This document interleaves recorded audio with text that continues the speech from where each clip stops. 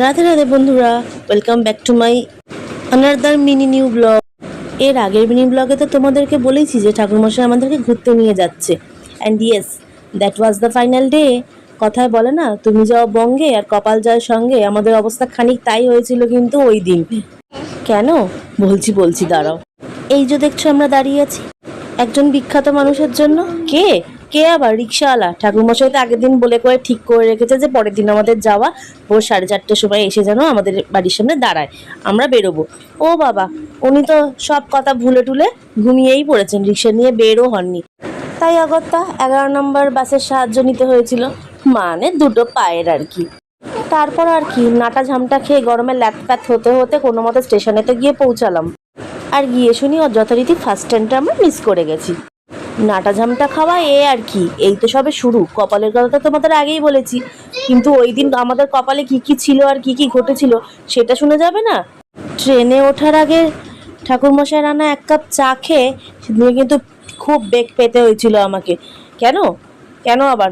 বেগ আটকানোর জন্যই। পেটটা যা করছিল সে তোমাদের ভাষায় আর বলে বোঝাতে পারবো না। এক ফোঁটা জলও অবধি খেতে পারিনি আমি। এইতে গেল প্রথম ঘটনা আমার। আমাদের যার সঙ্গে যাই হোক না কেন, সব থেকে বড় সাফারটা কিন্তু বুলটুই করেছিল।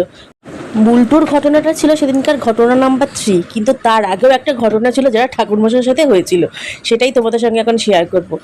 আফটার অল ঘুরতে যাচ্ছি, সবাই তো একটা করে জুতো অন্তত চুজ করে রেখেছে। ঠাকুরমশাইয়ের জন্যও করে রেখেছিলাম যে এটা পরেই যাবে ঠাকুরমশাই, কিন্তু সেইটা না পরে রেগুলার ওয়্যারের জুতো পরে চলে এসেছিল ভুলে, প্রথম। সেকেন্ড কথা, আমরা যেখানে যাচ্ছি সেখানে একটু স্নান টান করা ব্যাপার আছে, স্নানের ড্রেস নিতেও ভুলে গেছি। এবার নিশ্চয়ই তোমরা একটু আন্দাজ করতে পারছো আমরা কোথায় যাচ্ছি। ভাবছো তো, ভিডিও তো অর্ধেক দেখিয়েই দিল, আর কখন বলবে রিসা?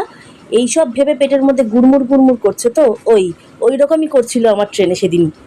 হাওড়া ব্রিজখানা দেখে আবার কেউ মনে করো না যে ব্যাগপত্র নিয়ে আমরা গঙ্গায় চান করতে গেছি, মোটেই না। আমরা সমুদ্রে গেছিলাম, বকখালিতে। এই যে দেখো আমরা ছোটাছুটি করছি কেমন।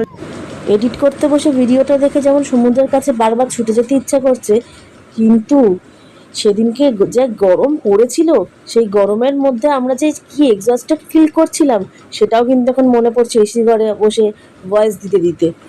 বকখালিতে পৌঁছে তো আমরা কোনো দিকে না তাকিয়ে গরমের চোটে আগে স্নান করতেই ছুটেছিলাম।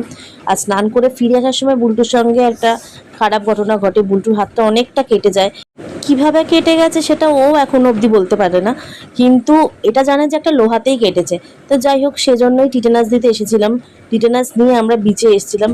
খানিকক্ষণ বিচে ছিলাম, কিন্তু দিদিভাইয়ের শরীরটাও ভালো লাগছিল না, হয়তো গরমে ট্রাভেল করে আসার জন্য। আর বুলটুরও জ্বর এসেছিল টিটেনাস নেওয়ার জন্য। তাই লাড্ডুবাবুকে খানিকটা গাড়ি টাড়ি চড়িয়ে আমরা হোটেলে ফিরে এসেছিলাম।